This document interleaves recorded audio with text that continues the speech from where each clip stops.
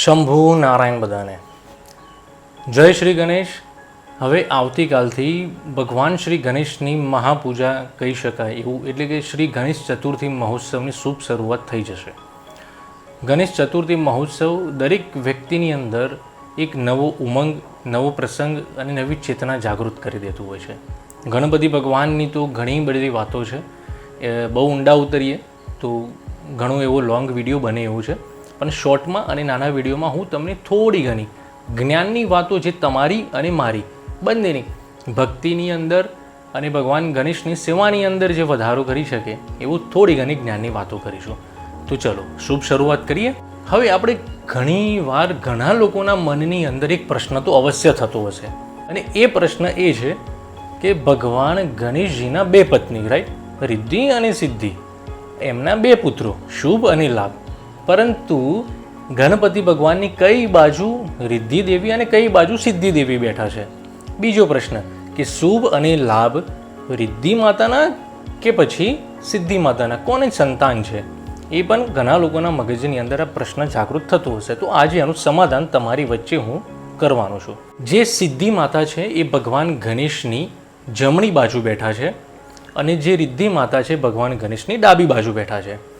હવે જનરલી ગણપતિ ભગવાનની જે સૂંઢ હોય છે એ ડાબી બાજુ હોય છે, પરંતુ એક મંદિર ભારત દેશની અંદર જે સિદ્ધિ વિનાયક મંદિર છે મુંબઈ ખાતે આવેલું, એ સિદ્ધિ વિનાયક મંદિરની અંદર ભગવાન ગણેશજીની જે સૂંઢ છે એ જમણી બાજુ આવેલી છે.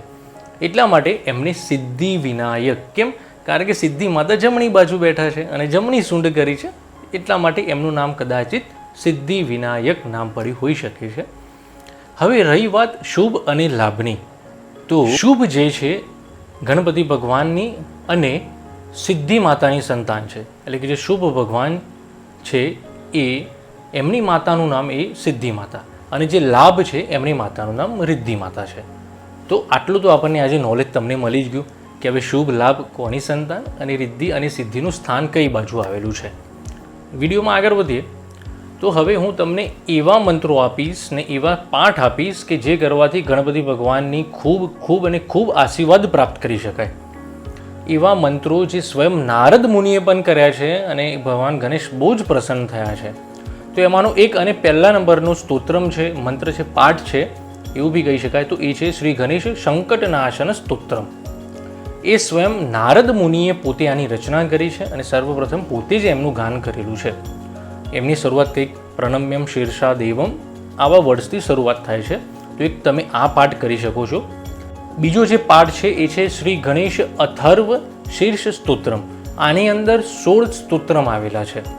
આ પણ બહુ ખૂબ પાવરફુલ પાઠ છે. આ બંને પાઠ તો આવતીકાલે એટલે કે ગણેશ ચતુર્થીના દિવસે અવશ્ય કરજો, અને 10 દિવસ સુધી કે જેટલા દિવસ સુધી ગણપતિજી ભગવાન તમારા ઘરે હોય અથવા તો ઘરે પધરામણી નથી કરી છતાં પણ તમે આ પાઠ કરી શકો છો, જેથી ગણપતિ ભગવાનના આશીર્વાદની પ્રાપ્તિ થાય. એનાથી વધારે જો તમારે માળા કરવી છે તો એક છે ઓમ ગમ ગણપતય નમઃ, ઓમ ગમ ગણપતય નમઃ. એક આ મંત્રની માળા તમે સવારે એક માળા અને સાંજે એક માળા કરી શકો છો. બીજું છે શ્રી ગણેશાય નમઃ, એક આ પણ તમે માળા કરી શકો છો. તો આ થઈ ગયા પાઠ અને મંત્રો, જેથી કરીને ભગવાન ગણપતિના ખૂબ આશીર્વાદ આપણને પ્રાપ્ત થાય અને આપણા જીવનની અંદર આવતા અનેક પ્રકારના જે રોગ હોય કે કોઈ પણ પ્રકારની વ્યાધિ ઉપાધિ હોય એ પણ જે દૂર થાય એના માટેના આ સ્તોત્ર મને પાઠ છે, જેથી કરીને ગણપતિ ભગવાનના આશીર્વાદ આપણી ઉપર પ્રાપ્ત થાય.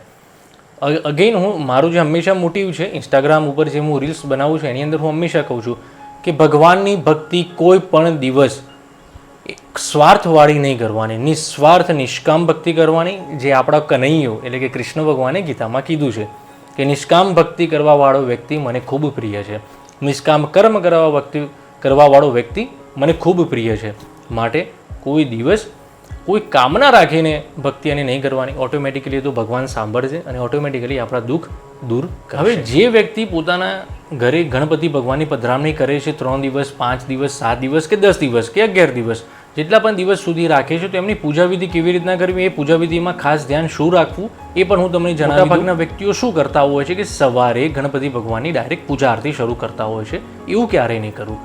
ભગવાન આપણા ઘરે 3 દિવસ, 5 કે 7 કે 10 કે 11 એટલા દિવસ સુધી આવ્યા છે, તો એમને સર્વપ્રથમ સવારે એમને 3 તાલી વગાડીને અથવા તો એમને કોઈ સરસ એવું ગાન ગાઈને રૂડિયું ગાઈને એમને જગાડો, એમને નિંદરમાંથી ઉઠાડો અને એના પછી એમના ચરણ કમર ઉપર જરીક 4 છાંટા પાણી નાખી અને એમના ચરણ કમર ધોવો.